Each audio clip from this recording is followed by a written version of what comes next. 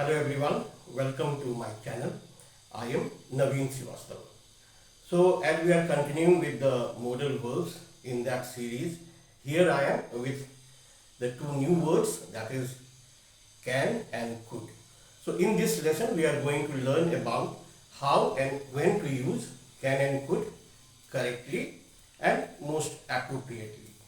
ऐसे अगर आप देखें तो कैन और कुड जो हम यूज करते हैं तो कई बार हम इसे इंटरचेंजेबली यूज करते हैं और ऐसा लगता है जैसे कि इनमें कोई अंतर नहीं है और कई बार लोगों के मन में कंफ्यूजन होता है। तो आज इस लेसन के थ्रू हम इसमें कुछ क्लैरिटी लेकर आएंगे ताकि अब आगे आप जब इसको भी यूज करो तो you are very clear that you are using this word correctly. So here I begin. First of all ये मोडल वर्ब है कैन एंड कुड, और अगर हम इसके सिमिलरिटी की बात करें तो ये यूज होता है एबिलिटी को एक्सप्रेस करने के सेंस में। When you are making a request, when you are asking for a permission, when you are making an offer और मेकिंग अ सजेशन, और वी आर टॉकिंग और डिस्कसिंग अबाउट अ पॉसिबिलिटी। तो पहला confusion ये होता है कि ये सेम है, ये डिफरेंट है, ये क्या है। तो let's talk about the similarity part. ये सिमिलर है in terms of meaning. Both can and could are similar in terms of meaning, और इसका मतलब है जो फर्स्ट मोस्ट कॉमन वह है to be able to do something. When you are saying I can do it, you mean to say that you have got this ability to do a certain thing. तो ability के sense में ये same है, और जो मैंने बताया कि ये different other purposes like request, permission, suggestion, offer and possibility के लिए भी यूज किए जाते हैं। तो यहां भी कैन और कुड दोनों का मतलब सेम ही होता है, पर्पसेस में भी इसका मतलब सेम होता है। जो डिफरेंस है चीफली मेनली वो टाइम एंड टोन के सेंस में है। तो अगर हम इसको एक एग्जाम्पल से समझे, पहला वाला कि ability, if someone is saying I can swim, he means that he possesses this skill or he has acquired this skill and he can swim. So यहाँ जो टाइम का रेफरेंस है वो करंट को लेकर के है, वो प्रेजेंट को लेकर के है। पर अगर वही हम ये कहें कि I could swim, so here जो टाइमिंग है वो पास्ट को रेफर करता है। Means I could swim probably when I was young and I had this skill, but I have kind of lost it because I haven't practiced it. So could being the past tense of can refers to the past time or the past ability or ability that you possessed in the past. Same form में हो सकता है I can speak French. When someone is saying I can speak French, he can speak in the present. But if I say I could speak French, it means okay, in the past I could speak, but now I have forgotten because I haven't been in practice for long. अगर हम बात करें request की, permission की, offer, suggestion and possibility की, तो यहाँ पे मीनिंग तो सेम है पर ये टोन में थोड़ा सा डिफरेंट हो जाता है। अब आइए हम इसको समझते हैं कि how it makes a difference.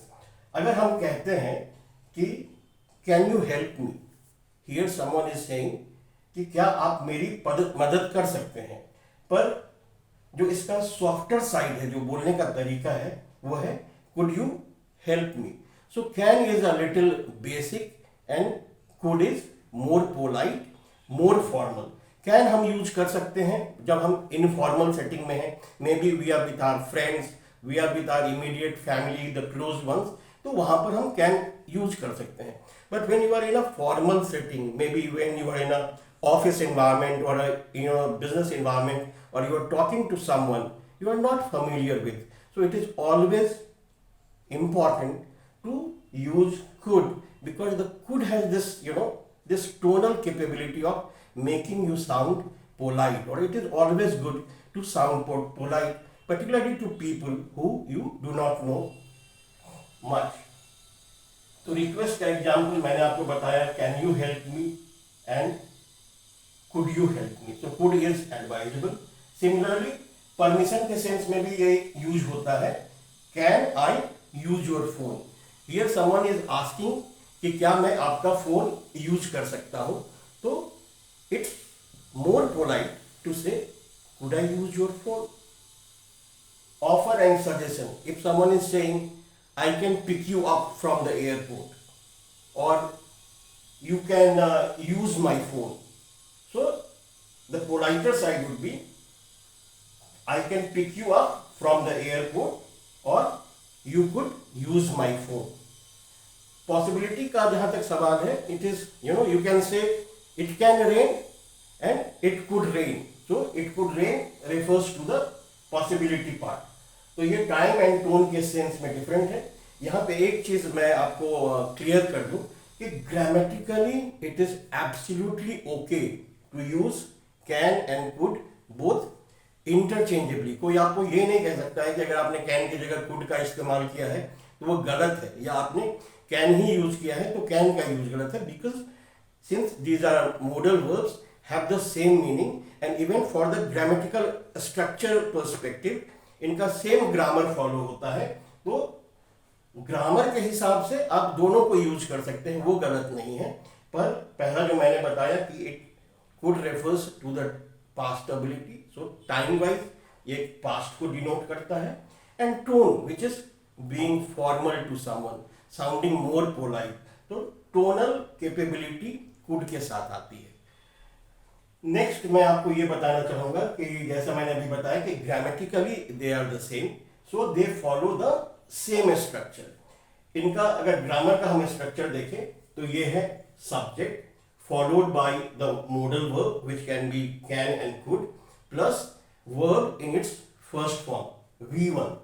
तो can and could both can be used with all the subjects, that is I, you, we, they, he, she, it. But you can say I can work. Similarly, you can say you can work, they can work, we can visit you, he can sing, she can dance, it can rain or it could rain. तो आप देखेंगे कि ये जो subjects है ये change हो रहा है, पर आप इसके इमीडिएट बाद में कैन और कुड को रखते हैं followed by the verb in its first form. It is absolutely important to keep in mind कि वर्ब के साथ आप किसी तरह की छेड़खानी ना करें, उसको एज इट इज V1 जो कि उसका बेस फॉर्म है उसी फॉर्म में रखें. अगर हम इसी को अगर हम निगेटिव में भी निगेटिव सेंटेंस में कन्वर्ट करना चाहें तो I can speak will become I cannot speak, और I can work will be I can't work or I couldn't work. So even in the negative sentences it doesn't change much, and only जो not वाला part है वो इसमें add हो जाता है और negative meaning convey होता है. Similarly, if you were to make the question sentences, someone is saying I can you call me tomorrow? So here what you are doing, you are just putting the modal verb before the subject followed by the verb in its base form. Could I work on Monday? आपने क्या किया, could जो कि modal verb है उसको subject से आप पहले ले आए और verb उसी तरह से पहले फॉर्म में रहा. सिंपल सेंटेंसेस हो सकता है I can play football, पर question sentence can I play football? आपने कुछ नहीं किया है, आपने can को I के पहले कर दिया है. तो same pattern you can follow with all the subjects I, we, you, he, she, they and it. तो लार्जली कैन एंड कुड के बारे में इन नटसेल यही है जो कि आपको I hope would have given clarity. So आप इसको आराम से इस्तेमाल कर सकते हैं बिना इस चिंता के कि मैं इसका यूज करेक्टली कर पा रहा हूँ या कि नहीं. So that's it for this video.